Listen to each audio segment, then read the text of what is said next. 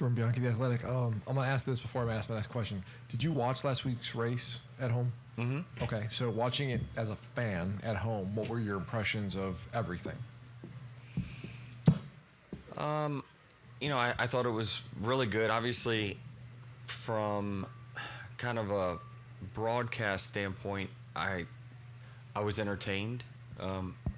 Even when the racing wasn't super entertaining, what I liked was the broadcast gave you another story that they're talking about. I think their production is fantastic. The pre and post race show, I found myself, again, I'm in the sport, so I'm biased, but tuning in pre, tuning in post, and so it kept me engaged with the race longer.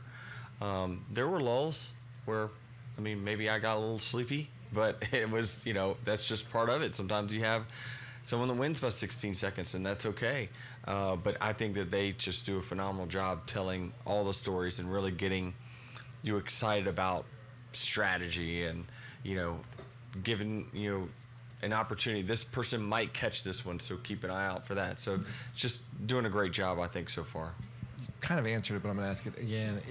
Why do you think Amazon's coverage has resonated with race fans? Because race fans in general don't seem to agree on anything, but everybody seems to be liking what Amazon is doing. Well, I think they have racers that are in the booth. Obviously, if you look at kind of the cast of people they have, it's these guys know the sport in and out. Dale Jr. hosts a podcast, talks about it each and every week. Steve Letarte is one of the best, if not the best, at just keeping you constantly engaged.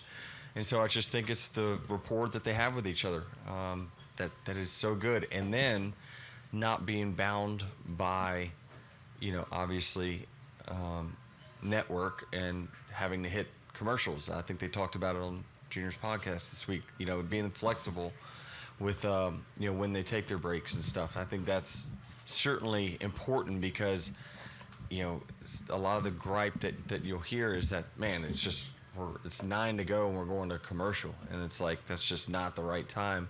But unfortunately, that's the way network TV works.